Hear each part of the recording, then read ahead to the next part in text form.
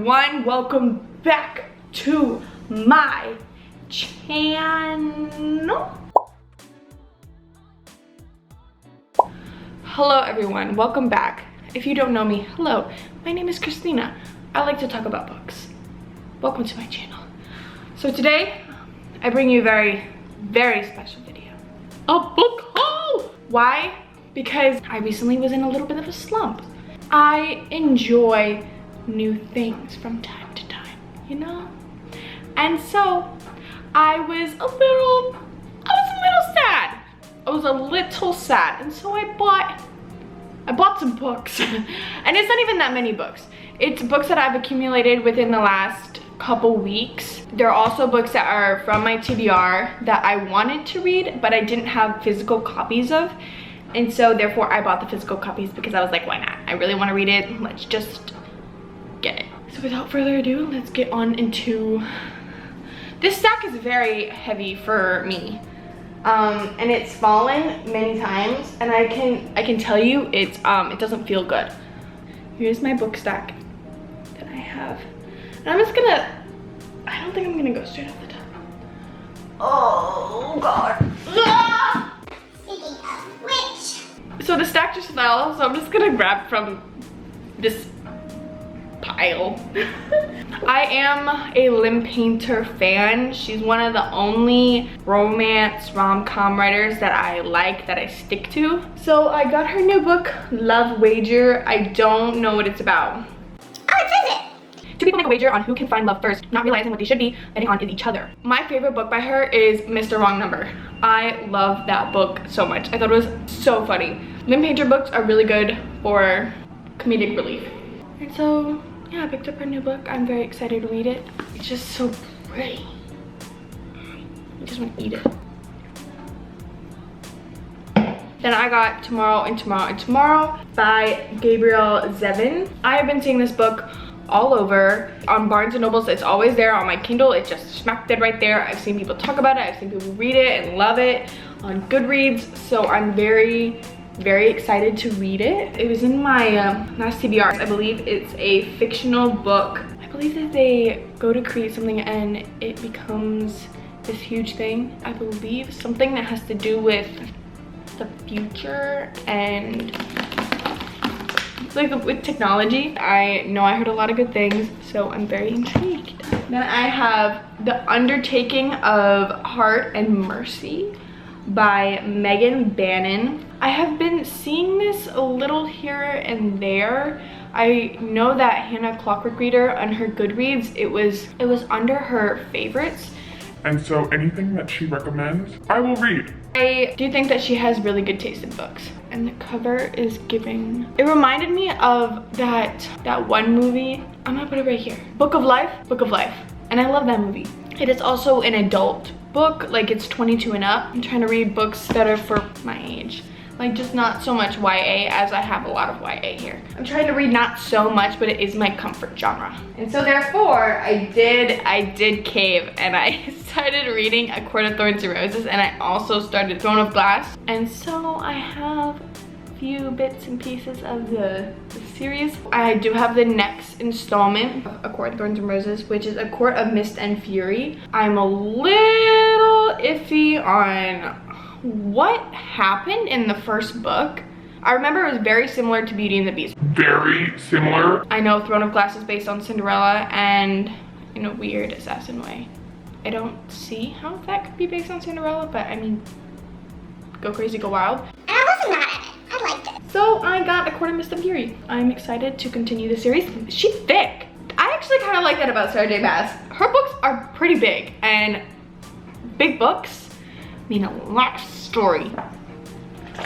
And I love big books. She said, Oh, no, not that. Just come on, you guys, let's do it. And then I have the third, book, A Court of Wings and Rune. I didn't get them all at once because I just wanted to get bits and pieces. I didn't want to just like go ahead and just like get the rest of the books. I know there's probably just like 2 more, but yeah. I'm so excited to read this. It's a grim retelling. It says it will enchant you, break your heart, and chill you to the very marrow. I, again, got this from Hannah Clockwork Reader's her Goodreads faves. Yes, this one is also an adult book. It's an adult book. It's 22 and up. So I'm assuming it's more graphic, more violent, and probably talks about a little bit more mature things. I love the cover. I don't know if you can even see, but it's reminding me of Into the Woods. Something that you don't know about me. I love mysteries. I don't love thrillers. I love mysteries. Besides YA, I want to curl up in a ball and I want to curl up in bed and just read, is a murder mystery.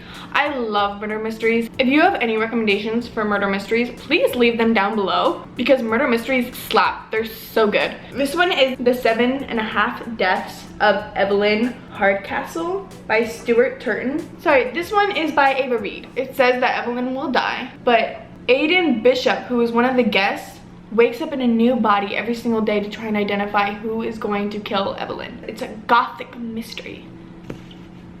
I'm very intrigued. I have only read one in this series, a Never After novel series, and there's Hooked, Wretched, Scarred is the one that I read, and then this is the fourth one, I believe. Basically, it's not a retelling. None of these are retellings, but they are told from the villain's perspective, and it kind of gives the villain a romance in a way.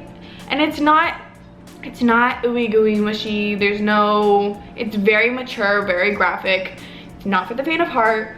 So, but if you like that, I think you would very much enjoy these series. They're so spicy.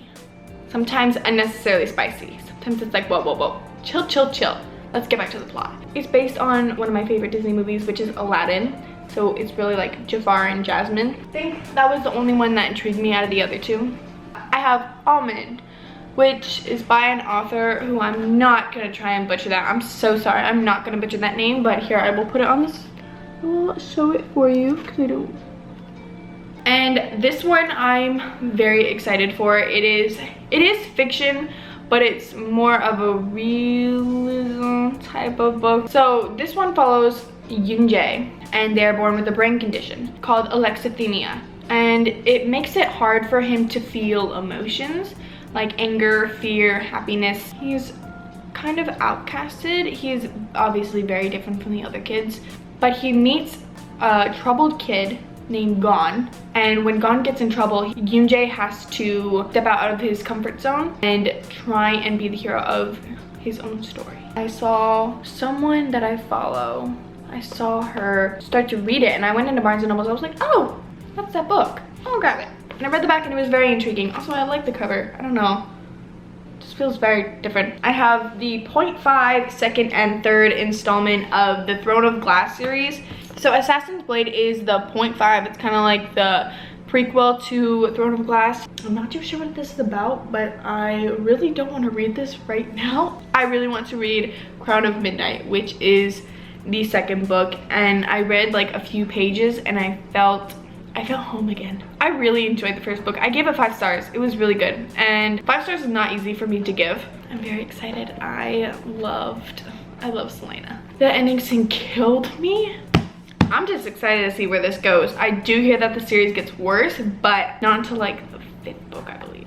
To the Eye of Airfire. And then I have, which is a book that I am starting today. It's gonna be a part of a fantasy reading vlog that is going to be going up after this. And it's called Hellbent, which is a part of the 9th House series by Leo Bardugo. If you have not read the 9th House, Get out of here.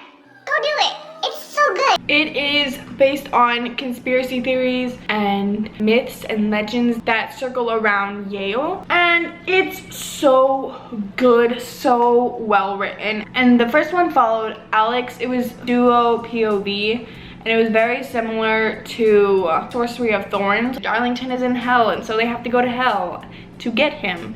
And I think it's gonna be a very fun journey, and I'm so excited. And if you wanna see my thoughts and opinions, check out the vlog that will be out after this video. My last and final book is Pandora. I haven't heard anyone talk about this. I just kind of bought it because I thought it looked cool, and it was on the shelf next to Achilles' Song, that book. And it is kind of like that same vibe. I'm gonna read a little bit off the back. It's also based in London, 1799. Dora Blake, an aspiring jewelry artist, lives with her odious uncle atop her late parents' once famed shop of antiques. After a mysterious Greek vase is delivered, her uncle begins to act suspiciously, keeping the vase locked in the store's basement, away from prying eyes, including Dora's. Intrigued by her uncle's peculiar behavior, Dora turns to young, ambitious antiques scholar Edward Lawrence, who eagerly agrees to help. Edward believes that the ancient vase is the key that will unlock his academic future. Dora sees it as a chance to establish her own name. But what Edward discovers about the vase is Dora questioning everything she has believed about her life, her family, and the world as she knows it. As Dora uncovers the truth, she becomes to understand that some doors are locked and some mysteries are buried for a reason, while others are closer to the surface than they appear.